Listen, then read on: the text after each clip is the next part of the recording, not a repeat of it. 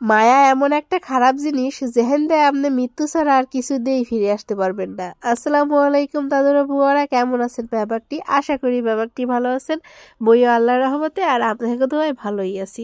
তাই এই যে আজকের মতো আজকে ভিডিওটা শুরু করে দিলাম মুরগি ডিম দিয়ে। মুরগি রান্না আর আশের রান্না দুইটা মিলেই আজকে রানমু।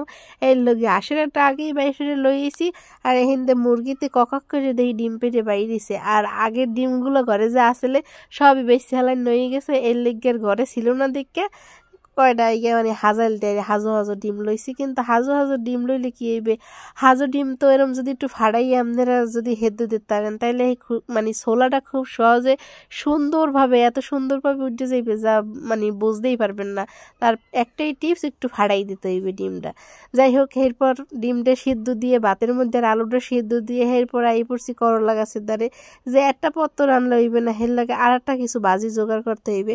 করলা গাছের দ্বারা এই দিয়ে মাশাআল্লাহ করলা পাইকে ভেটকেই বইছে, সেখান থেকে কিছু করলা লইয়ে গেলাম আর কি। আর এদিক দিয়ে ডিম দিয়ে আলুর ঘাটি দেখে অনেকে অনেক রেসিপি করে, মুই আজকে এই রেসিপিটা লই আজি রয়ে গেলাম যে মুই আজকে ডিম দিয়ে আলুর ঘাটি যেটা কয় আর কি অন্যান্য অঞ্চলে দেখি বানায়। এই যে মোর ডিমগুলো দেখেই বুঝতে পারতেছেন যে কত সুন্দর ছোলাটা উঠে গেছে। এটার একটাই কৌশল, একটু ডিমটা ফাটাই দিলে যতই আপনার হাজর ডিম হোক কোনো সমস্যা নাই, ছোলা সুন্দর মতো উঠে যাইবে। তারপরে এই যে আলুর ঘাটিতে মুই কি দিলাম, পেস্ট একটু বেস্তা করে দিলাম, আর এই যে রসুন, তারপর পেঁয়াজ বাটা, রসুন বাটা, তারপর জিরা বাটা, এই লাগে একটা আদা বাটা, এগুলো দিয়ে আর কি লইলাম। এর মধ্যে মুই এবার একটা স্পেশাল মশলাও দিই মানে কিছুক্ষণ পর। এই রেসিপি মুই নিজের হাতে বানাই লই, কিন্তু এই ফ্লেভারটা মোর দ্বারা এত ভালো লাগে। আর দিলেও মানে তরকারির যে কোনো তরকারি 10 গুণ টেস্টটা বাইরে যায়।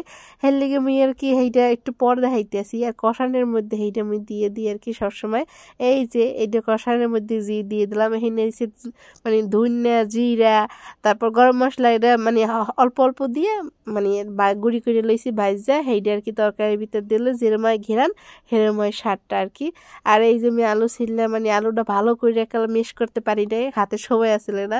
এরপর কি করার, এই যে খুন্তিটা দিয়ে আমি একটু ভালো হইতে চেপে চেপে দিতে আসি যাতে মিশে যায়। এই যে ভালো করে আমি একটু চেপে চেপে দিলাম, আর কি সুন্দর মিশে গেছে। পরে কোনো সমস্যা নাই, আধা গলান লাগবে এমন কোনো মানে ঠেহা আছে, আমি তো খুন্তির দিয়ে গলাই দিতে হাতের শক্তি খই লাভ নাই।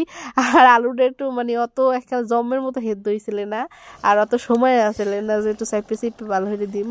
আর এই যে ডিম দিয়ে তারপরে এই যে শেষ মেশ একটু ধনিয়া পাতা দিয়ে দিলাম আবার।